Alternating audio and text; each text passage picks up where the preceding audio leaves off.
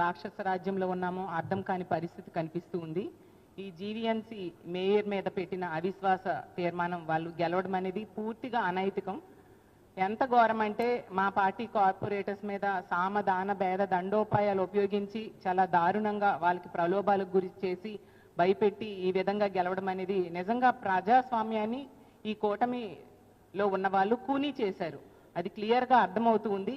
మా పార్టీ గుర్తు మీద గెలిచి ఆ పార్టీలోకి వెళ్ళిన కార్పొరేటర్స్, వాళ్ళకి అవిశ్వాసానికి మద్దతు ప్రకటించిన కార్పొరేటర్స్ మాత్రం నేను ఒకటే చెప్తున్నాను, మీరు మిమ్మల్ని చూసి ఈ విశాఖపట్నం గెలిపించిన ప్రజలు ఈరోజు నవ్వుకుంటున్నారు. ఇలాంటి వాళ్ళకి గెలిపించామని బాధపడుతూ ఉండే పరిస్థితి తీసుకొచ్చారు మీరు.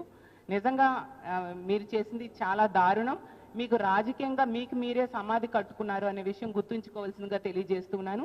ఎంత దారుణంగా అంటే 10 నెలల కాలం కోసం ఒక బీసీ మహిళను ఈ విధంగా దించడానికి ఇన్ని కుట్రలు అవసరమా? ఈ కూటమి ప్రభుత్వం అధికారంలోకి వచ్చాక ఏం చెప్పారు చంద్రబాబు నాయుడు గారు, పవన్ కళ్యాణ్ గారు, వీళ్ళందరూ ఏం చెప్పారంటే మేము ఎదుటి పార్టీ వాళ్ళని తీసుకున్నా వాళ్ళతో రిజైన్ చేయించి ఎలక్షన్ పెట్టి గెలిపిస్తాము అని చెప్పారు. ఏవి ఆ మాటలు చేతల్లో కనిపించవా? నిజంగా దమ్ము ధైర్యం ఉంటే ఈ 27 మంది కార్పొరేటర్స్ని తీసుకుంటే మా పార్టీకి రాజీనామా చేయడమే కాకుండా కార్పొరేటర్స్గా కూడా రాజీనామా చేసి ప్రజల దగ్గరికి వెళ్ళి గెలిచి అప్పుడు వాళ్ళకి మద్దతు తెలియజేసుకుంటే బాగుండేది కదా. ఇంత దారుణంగా టికెట్ ఇచ్చిన పార్టీకి వెన్నుపోటు పోవడం నిజంగా చాలా బాధాకరమైన విషయం. ప్రజలన్నీ గమనిస్తూ ఉన్నారు.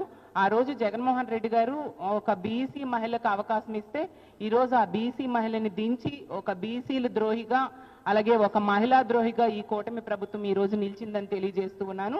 ఖచ్చితంగా ఎవరు ఎన్ని కుట్రలు కుతంత్రాలు పనినా కూడా మా వైఎస్ఆర్ కాంగ్రెస్ పార్టీ ఎప్పుడు కూడా ప్రజల తరపున నిలబడే పార్టీ. అధికారంలో ఉన్నా అధికారంలో లేకపోయినా కూడా ప్రజల అండతో ప్రజల తరపున పోరాటం చేస్తూ వాళ్ళకు మద్దతుగా నిలిచే పార్టీ. మీరు ఇలాంటివి ఎన్ని చేసినా కూడా మీకు ఎన్నికల్లో 164 సీట్లు ఇచ్చారు ప్రజలు. ఇంకా మీకు సరిపోదా? ఇంకా ఎవరు ప్రశ్నిస్తే వాళ్ళందరినీ కూడా లాక్కోవడానికి ప్రయత్నించడం ఎంతవరకు సమంజసం? ప్రజలన్నీ గమనిస్తూ ఉన్నారు. రానున్న రోజుల్లో మీకు బుద్ధి చెప్పడానికి ప్రజలు సిద్ధంగా ఉన్నారని తెలియజేస్తూ ఉన్నాను. మేము విప్ జారీ చేశాము. ఖచ్చితంగా వీళ్ళకి పనిష్మెంట్ అనేది ఉంటుందని